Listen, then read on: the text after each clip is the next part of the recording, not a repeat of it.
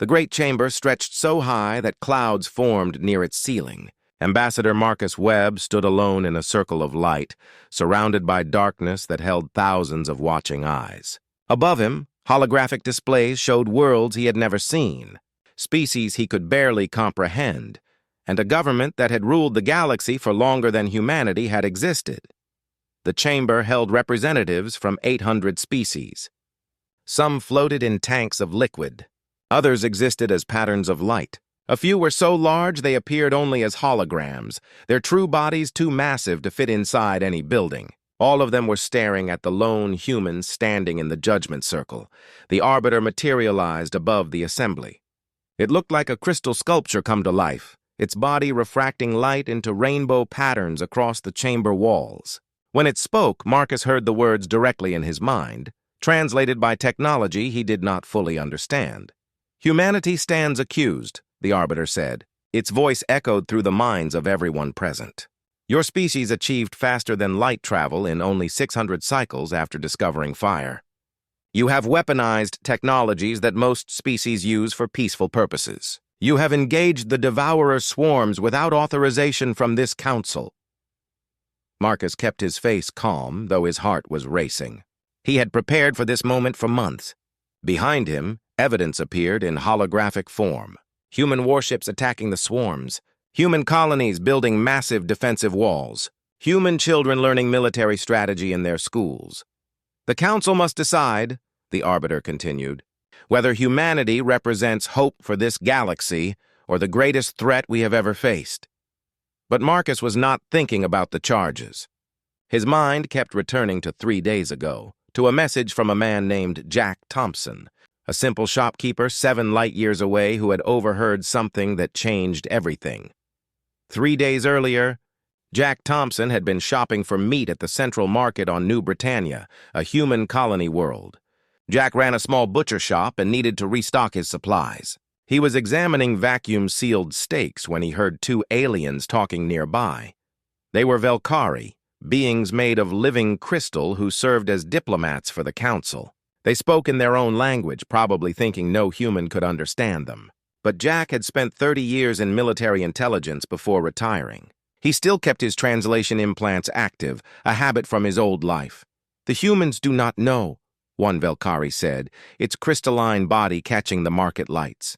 "They believe they are being judged fairly, but the council has already decided their fate.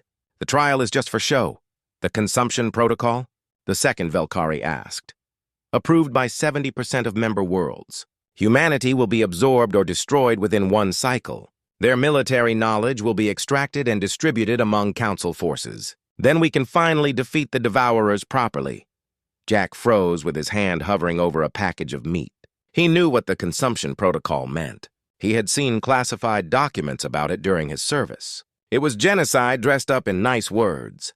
The council would take everything that made humanity useful, copy it, and then eliminate the original source.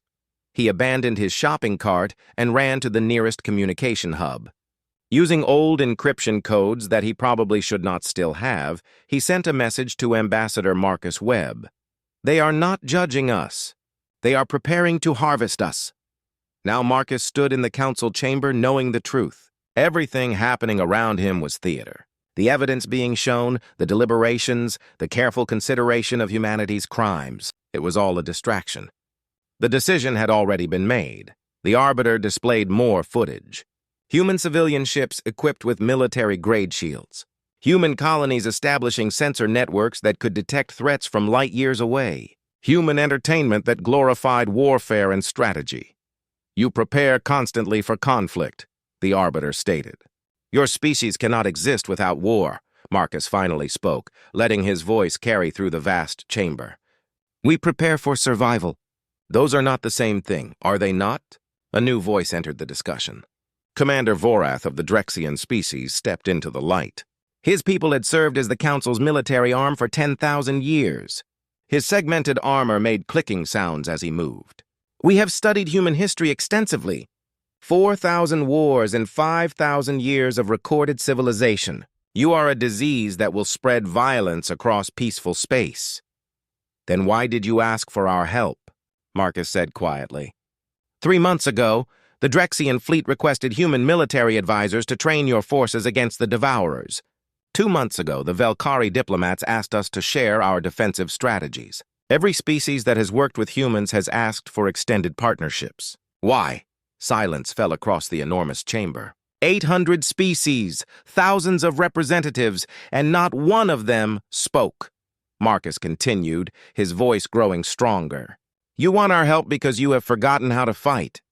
You have had peace for so long that when a real threat appeared, you were helpless. We are not violent because we love war. We are effective because we understand what happens when you lose.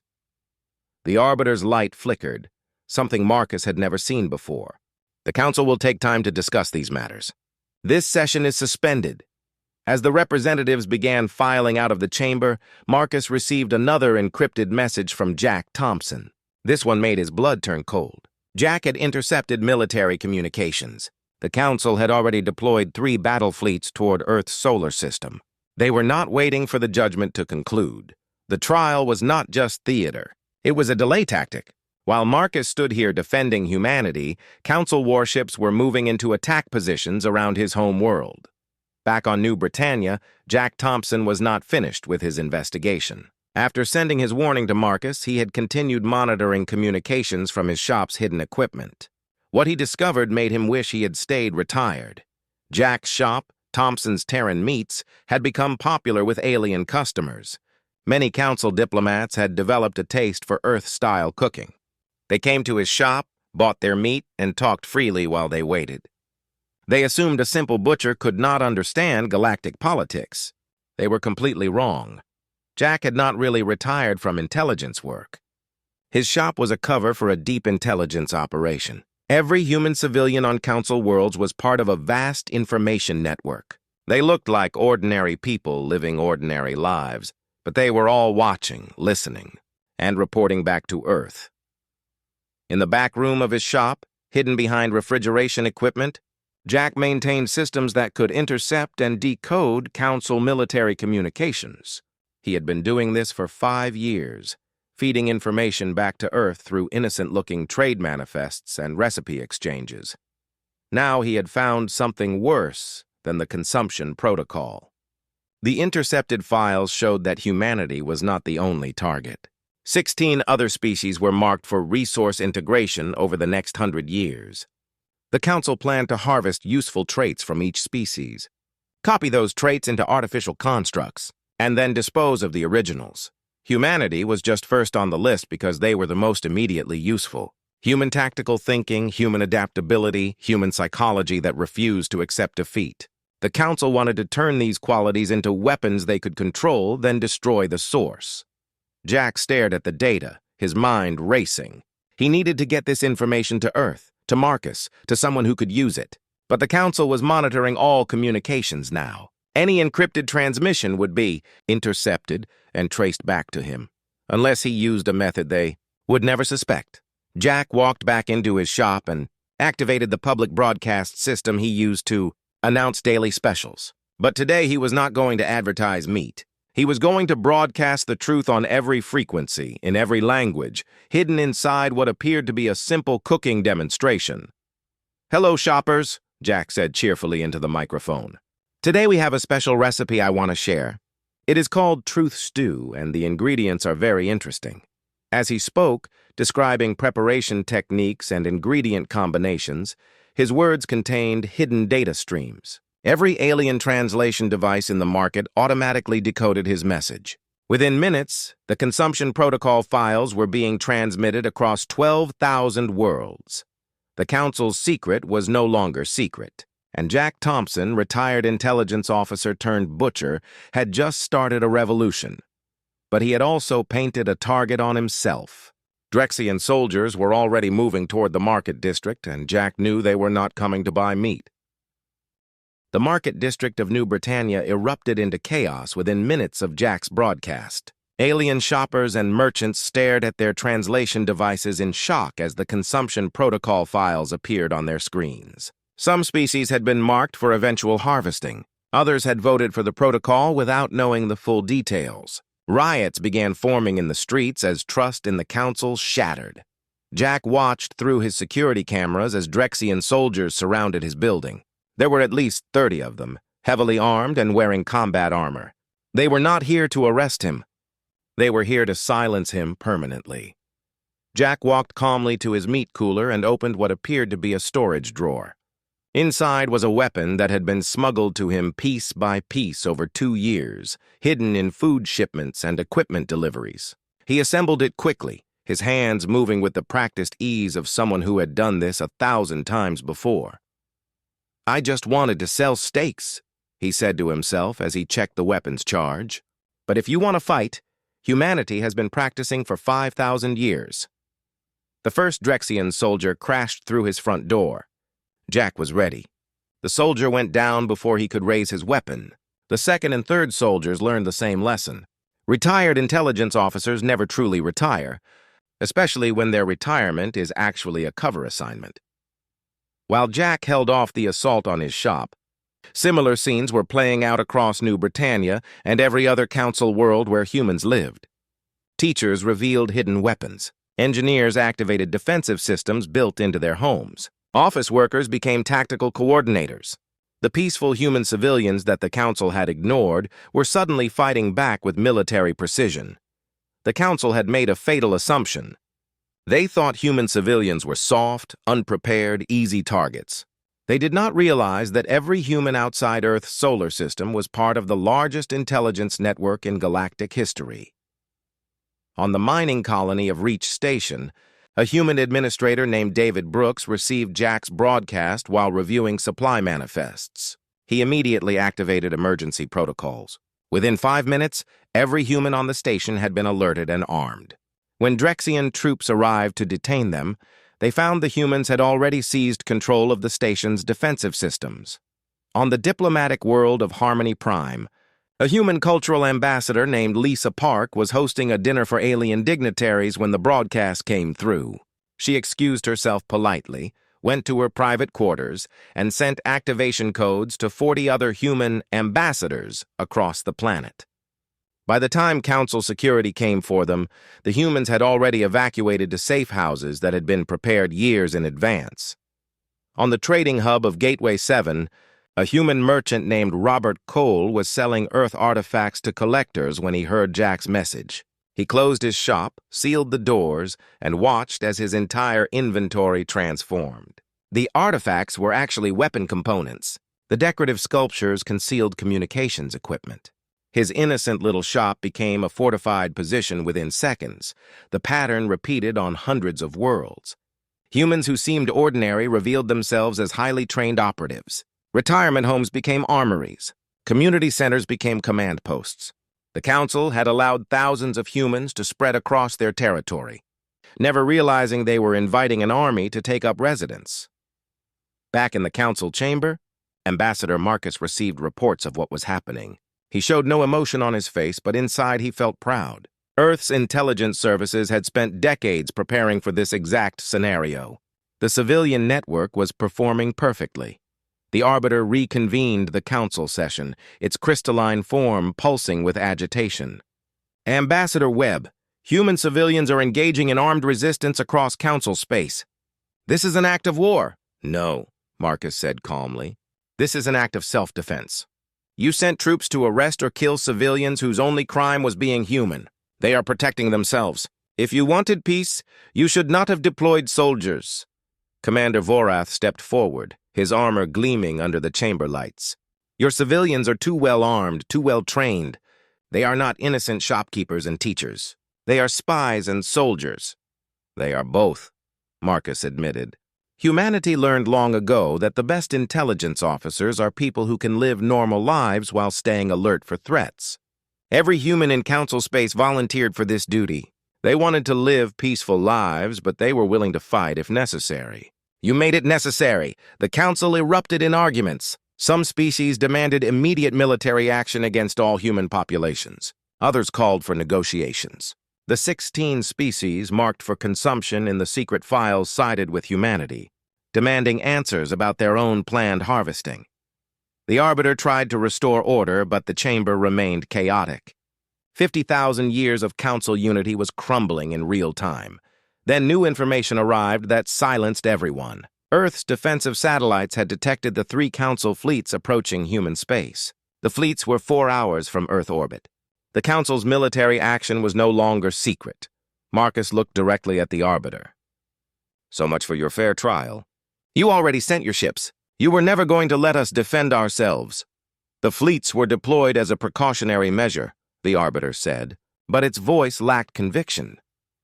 You mean they were deployed to attack my homeworld while I stood here playing your game? Marcus smiled, but there was no warmth in it. You made a mistake. You assumed Earth would be defenseless. You assumed we would trust you. You assumed we were not ready. He activated his own holographic display, showing the 3 Council fleets as they entered Earth's solar system. Then he showed what was waiting for them. Earth's moon opened like a flower.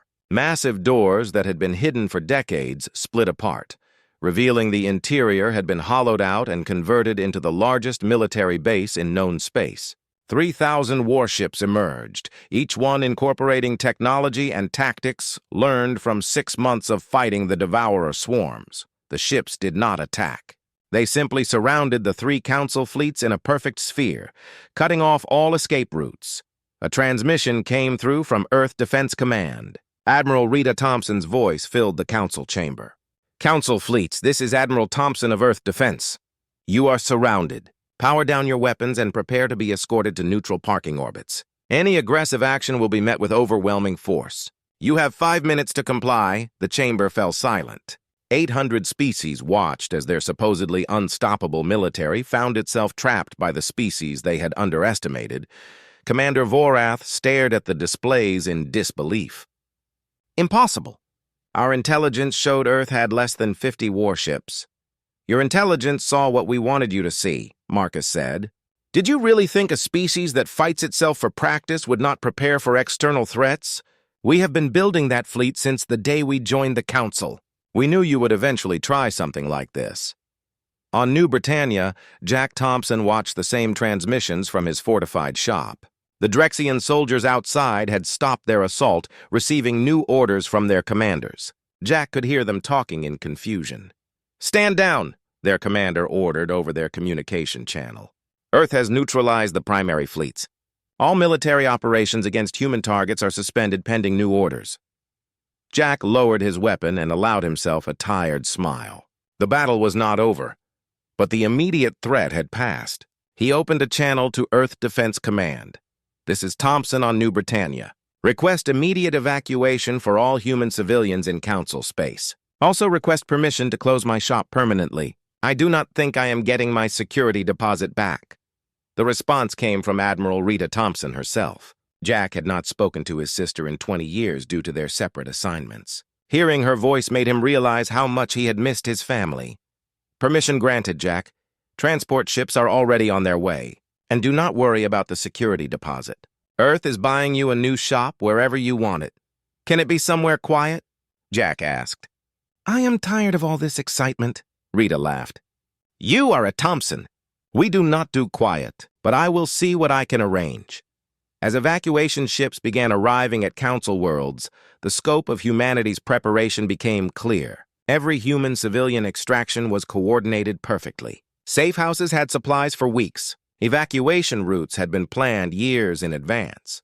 Defensive positions collapsed in organized sequences, covering retreating civilians. The Council had thought humans were scattered and vulnerable. They discovered too late that every human in Council space was part of a military operation that had been running for decades. In the Council chamber, Marcus watched the evacuation proceed and felt satisfaction. Not because humans were winning, but because they had prepared so thoroughly that winning became inevitable. You wanted to judge humanity, Marcus said to the silent Arbiter. But you never understood what you were judging. We are not violent savages. We are a species that learned the hard way that peace must be protected. The Council chamber remained in chaos as species argued about what to do next. Some demanded immediate surrender of all human forces. Others called for negotiations. The 16 species marked for consumption wanted answers about their own planned harvesting. Trust in the Council's leadership had collapsed completely. The Arbiter, trying to regain control, made an unexpected decision. Ambassador Webb, you will be granted access to the Council archives as part of your defense preparation. Perhaps understanding our history will help you understand why we made the choices we made. Marcus suspected this was a delaying tactic, but he accepted. He needed information, and the archives might contain evidence he could use. What he found there would change everything. The archives existed in a dimension slightly out of phase with normal space, preserved by technology older than most civilizations. Marcus entered alone, guided by holographic interfaces that responded to his thoughts.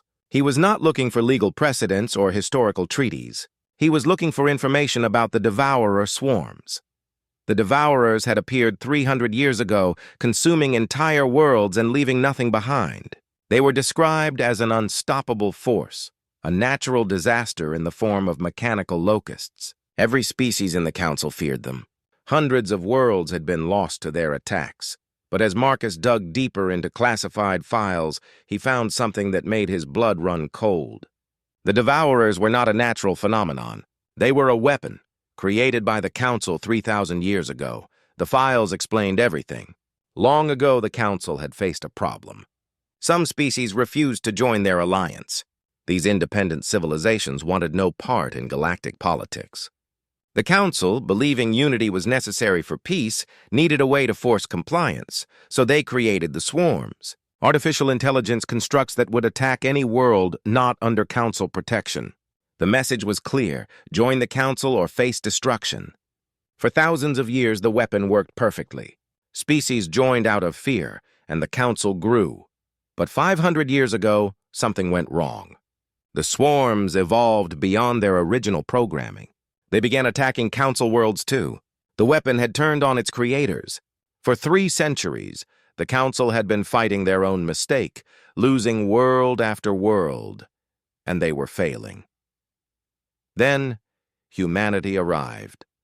In 6 months of combat against the Devourers, human forces had destroyed more swarm ships than the Council had eliminated in 300 years. Human tactics, human adaptability, human refusal to accept any casualties as acceptable. These were revolutionary concepts in a galaxy that had optimized everything for bureaucracy instead of survival. The Council was not afraid of human violence. They were afraid of human competence. Humanity had shown that the Council was obsolete, that their 50,000 years of leadership had made them weak and ineffective. Marcus downloaded the files and returned to the Council chamber. He now understood the real reason for the consumption protocol. The Council wanted to harvest human capabilities not to defeat the Devourers, but to maintain their own authority. They needed humanity's strength but feared humanity's independence. As he prepared to present this evidence, Marcus received an urgent message from Earth. The 3 Council fleets had been surrounded, but their commanders were refusing to surrender. They claimed they were following legitimate orders and demanded the human ships stand down. Admiral Rita Thompson had responded with a demonstration. Marcus activated the holographic display for everyone in the Council chamber to see. The image showed Earth's orbit, where the 3 Council fleets sat surrounded by human ships. Rita's voice came through clearly. Since you claim to be following legitimate orders, let me show you what legitimate planetary defense looks like. Earth is about to begin scheduled defensive exercises. All vessels are advised to maintain current positions for optimal observation. The Velkari fleet commander responded with obvious contempt. You surround us with ships and call it defensive exercises? We have 800 vessels. This is not a demonstration of power. Rita's response was calm. Those ships you see are not our defense fleet. They are orbital traffic controllers. Our actual defense is about to appear. What happened next would be studied in military academies for generations. Earth's moon, already revealed as a military installation, was just the beginning.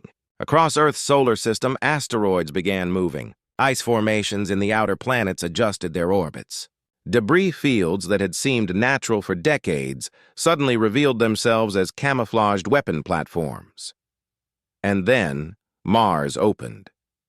The red planet's surface split along fault lines that turned out to be carefully engineered seams. Entire sections of the planet's crust lifted away, revealing vast underground facilities, shipyards that had been built over decades, manufacturing complexes that had been hidden in plain sight.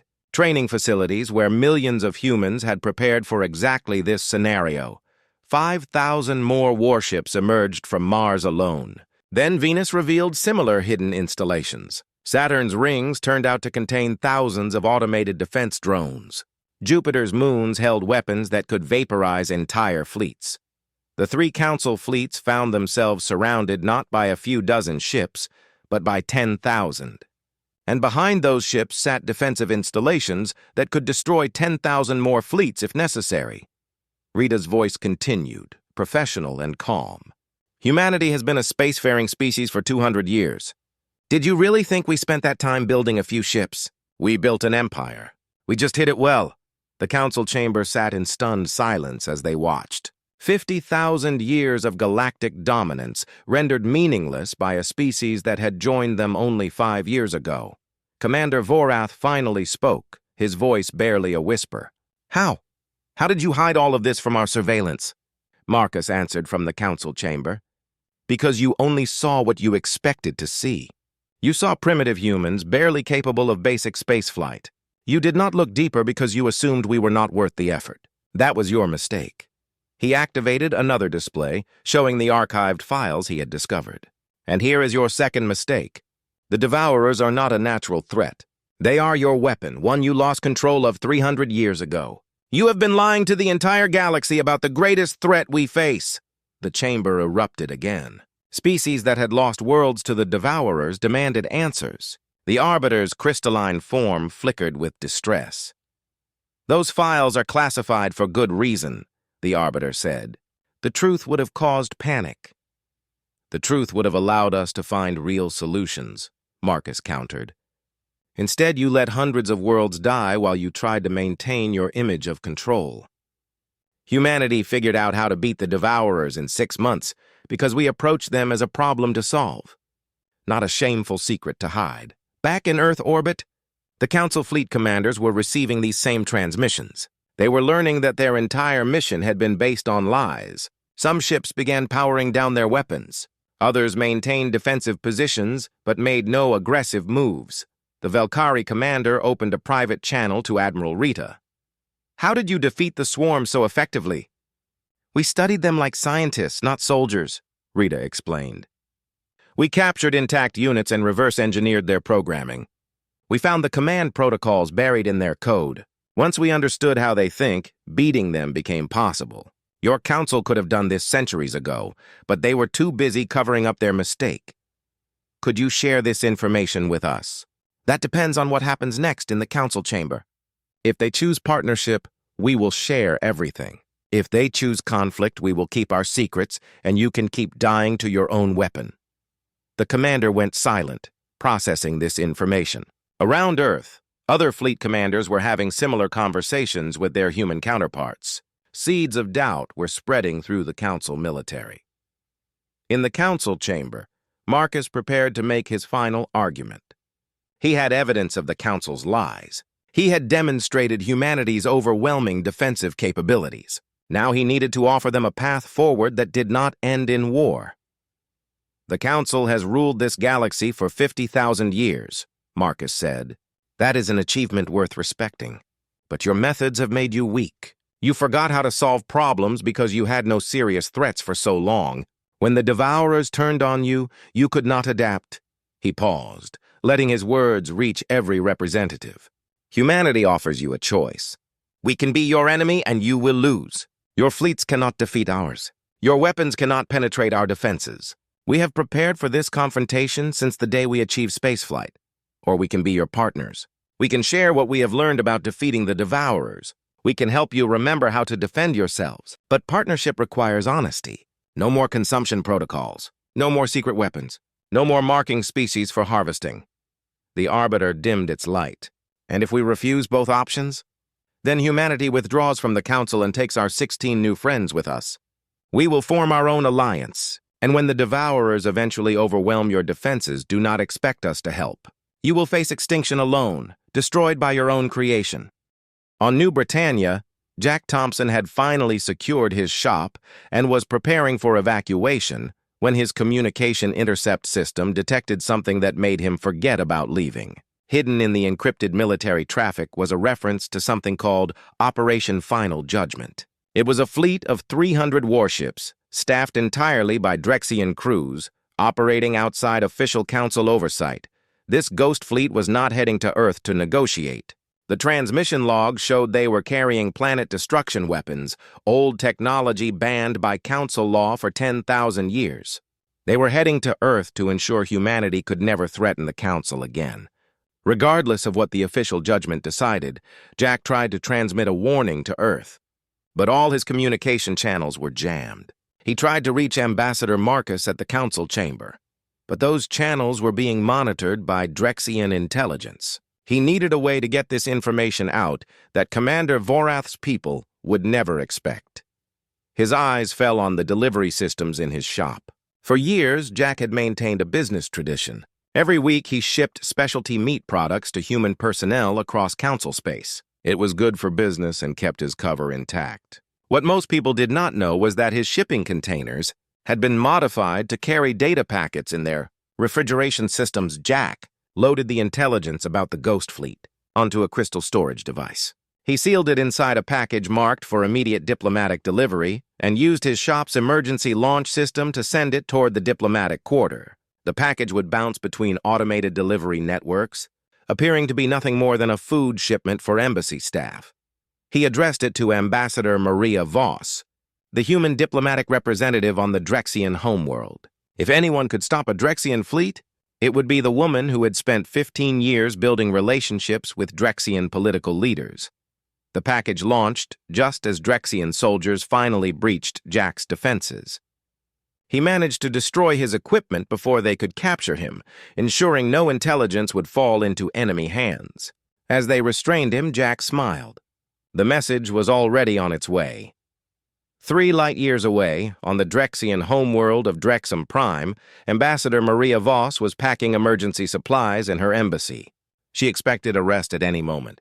Every human on Drexum Prime had been ordered to report to detention facilities.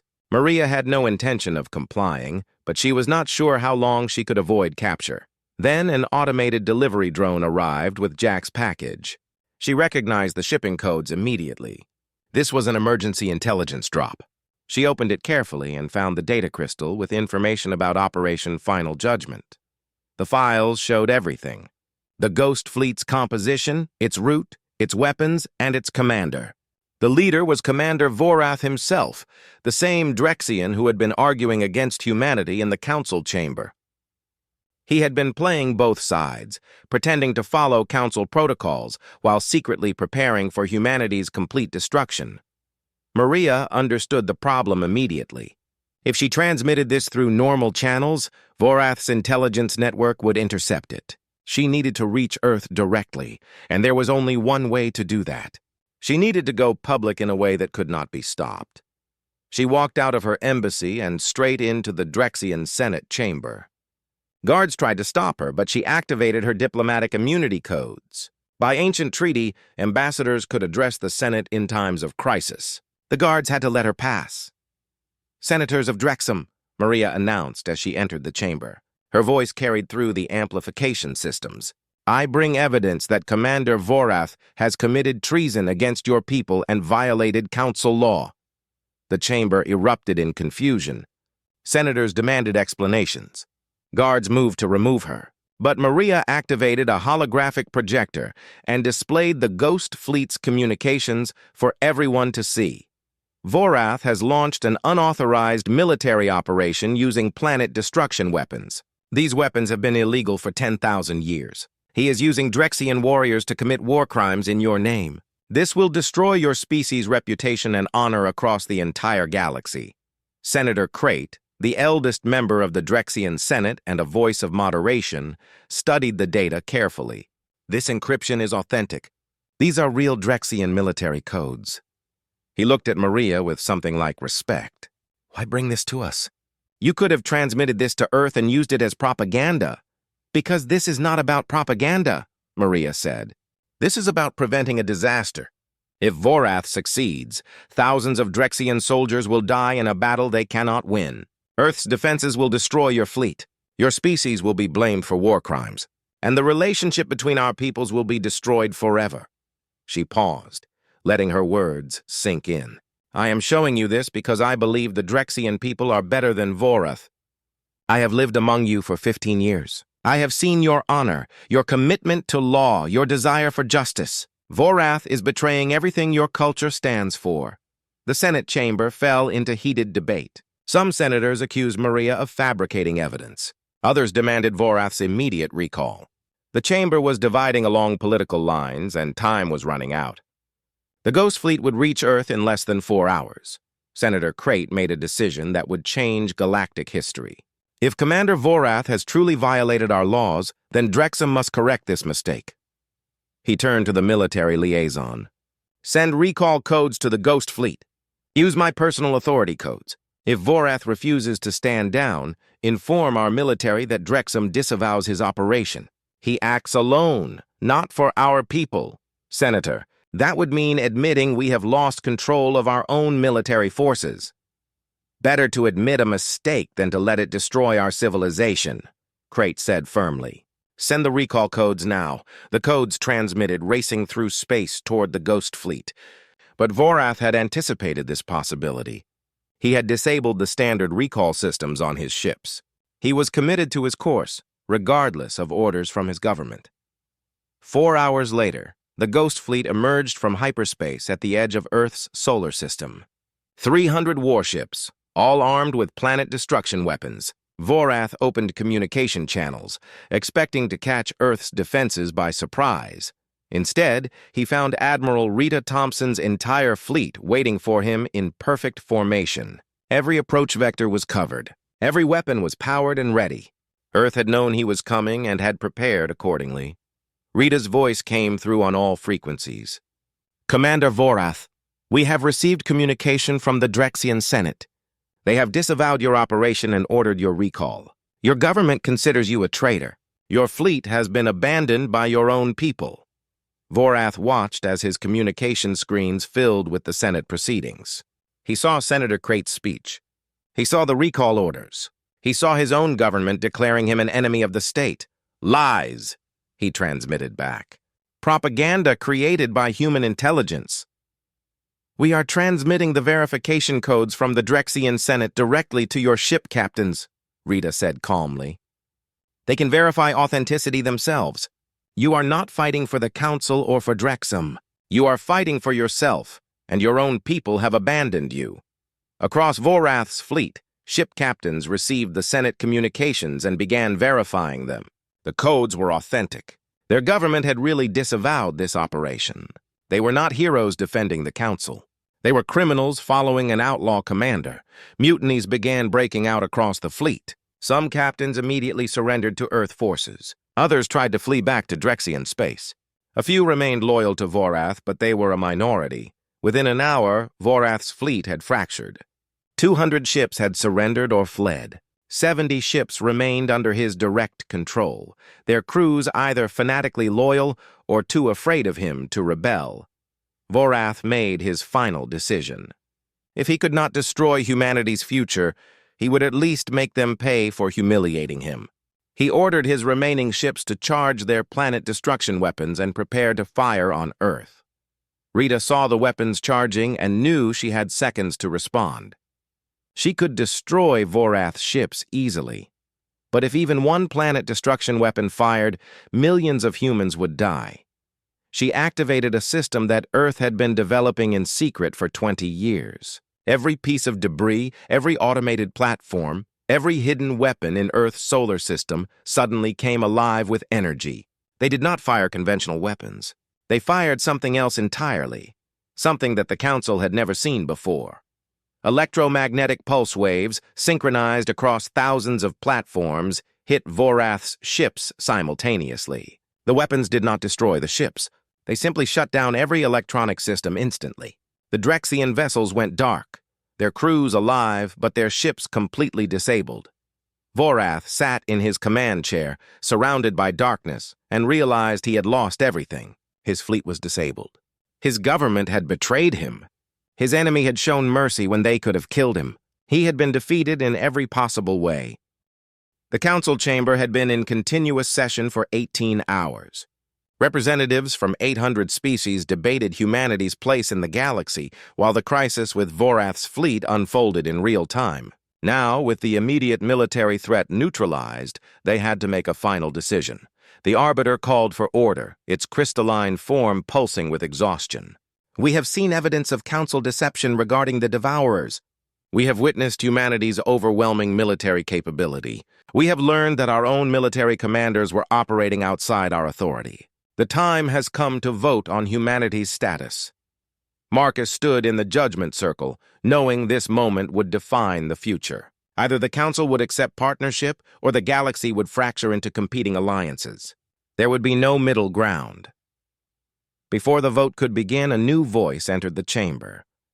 The Luminary Collective, a species of pure energy beings that rarely spoke, requested permission to address the assembly. The Luminari had been silent observers for most of human history. Their decision to speak now meant something significant was about to happen. The Luminari representative materialized as a pattern of light above the assembly. When it spoke, its words were translated simultaneously into every language. We have observed humanity since they first achieved spaceflight. We have a question for Ambassador Webb. Answer honestly and the Luminari will cast our vote. Marcus nodded. I will answer anything you ask. When humanity discovered faster-than-light travel, you had a choice. You could have expanded peacefully, made contact with us, and requested council membership through normal diplomatic channels. Instead, you built weapons first, established hidden military bases, and prepared for war before making first contact. Why did you choose fear over trust? The chamber fell completely silent. This was the fundamental question at the heart of everything. Why did humans always prepare for the worst? Marcus thought carefully before answering. He thought of Jack Thompson, a shopkeeper who was really an intelligence officer fighting to protect civilians. He thought of his sister Rita, who had spent decades building a defense fleet that she hoped would never be needed. He thought of every human who had sacrificed comfort and resources to prepare for threats that might never come. We chose preparation over hope because hope alone has never protected anyone, Marcus said quietly. In our history, we have seen what happens to civilizations that trust too much. We have genetic memory of peoples who were not ready when danger came. We learned that wishing for peace does not create it. He paused, choosing his next words with great care. But here is what you must understand about humanity. We do not prepare for war because we are pessimists. We prepare because we are optimists. We believe in a future worth protecting. We love our children enough to ensure they will be safe. We love our friends enough to stand beside them when threats appear. We love peace so much that we are willing to fight to preserve it. The luminary pulsed thoughtfully. And if humanity had been born into a galaxy with no threats, if there were no devourers, no conflicts, no dangers at all, then we would still have prepared, Marcus admitted. Because peace is not permanent. It is a state that must be actively maintained. Your council achieved peace for thousands of years, and in that peace you forgot how to defend yourselves. When the devourers came, you had no answer. We never forgot. We will never forget. That is not a flaw in human nature. It is the reason we survive. The luminary brightened considerably. The council has existed for 50,000 years. In that time, we achieved much. We ended wars between species. We created prosperity across 100,000 worlds. We built a civilization that spans this entire galaxy. The being paused, and its next words carried weight that made everyone listen. But we also became complacent. We believed our peace was permanent. We forgot that peace must be defended by those willing to protect it. When the devourers attacked, we had no effective response. We watched worlds die and told ourselves we were being measured and thoughtful in our reactions. The luminary turned to address the full council. Humanity's arrival has reminded us of what we forgot. They are not violent because they are primitive. They are prepared because they understand something we have forgotten. Peace without the capability to defend it is just a temporary condition waiting to end. The Luminary Collective votes for humanity's complete integration as equal members of this council. Furthermore, we propose humanity lead a new defensive initiative, training all willing species in strategic thinking and defensive preparation, not to promote war, but to ensure we never again face a threat we cannot answer. The vote that followed was not unanimous, but it was decisive. 63% of council species voted to accept humanity as equal partners. Another 20% abstained, but agreed to abide by the majority decision. Only 17% voted against, and most of those changed their votes once they saw the majority consensus. The arbiter made it official. By the authority vested in this council, humanity is recognized as a full member species with all rights and responsibilities. Ambassador Webb, your people are welcome here, but Marcus was not finished. The council has made its decision about humanity. Now humanity makes its decision about the council. We accept membership, but we have conditions that must be met. The chamber stirred uneasily. No species had ever imposed conditions on the council before. First condition, Marcus said. The consumption protocol and all similar programs are immediately canceled and made illegal. No species will ever again be marked for harvesting. Any council member who proposes such a program will be expelled from this body. The arbiter agreed without hesitation. The consumption protocol had been exposed and was now politically impossible to defend. Second condition, Marcus continued. All classified information about the devourers will be shared with humanity immediately. We will lead a coalition to eliminate the swarms permanently, not as subjects of the council, but as equal partners working with any species that wishes to help. Again, the arbiter agreed. The truth about the devourers was already public. Continuing to hide information would only make things worse. Third condition, Marcus said. The 16 species that were marked for eventual consumption will also be granted full council membership immediately. They will be part of the coalition against the devourers. No species that was targeted by the council's corruption should be forced to trust that same council without full voting rights. This caused more debate, but eventually the council agreed. The alternative was watching those 16 species leave with humanity to form a competing alliance. Marcus had one final condition. And fourth, Jack Thompson, the civilian who exposed the consumption protocol, will receive full honors from this council. His courage saved lives across hundreds of worlds. He deserves recognition. The arbiter agreed to all conditions. The transformation of the council was complete. 3 weeks later, Ambassador Maria Voss returned to Drexum Prime to reopen the human embassy. The Drexian Senate had investigated the crisis thoroughly and implemented reforms to prevent commanders from operating without oversight. Senator Crate had been elected as the new Senate leader, and he personally welcomed Maria back. Your warning prevented a catastrophe, Crate said as they stood in the Senate chamber. Vorath would have destroyed both our peoples if you had not acted. I did what any good ambassador would do, Maria replied. I tried to prevent war. No, Crate said firmly. You did what a friend would do. You risked your life to save Drexian honor. That will not be forgotten. On New Britannia, Jack Thompson reopened his butcher shop, but this time it was truly just a butcher shop. The intelligence equipment was gone, replaced by actual storage for meat. He no longer needed to spy on council diplomats.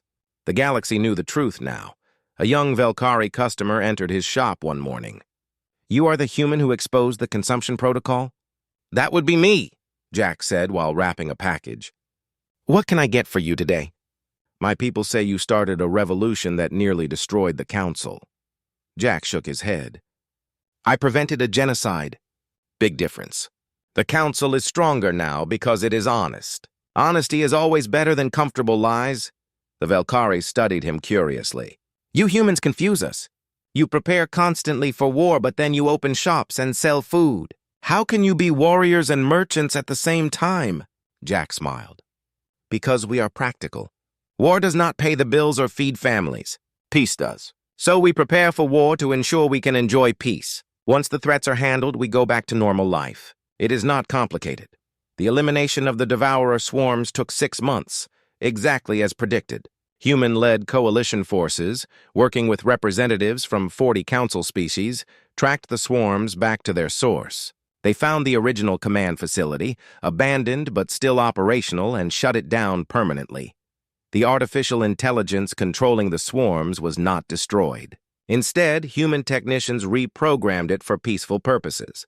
The same technology that had threatened the galaxy for centuries became a tool for planetary defense, protecting worlds from natural disasters and cosmic threats.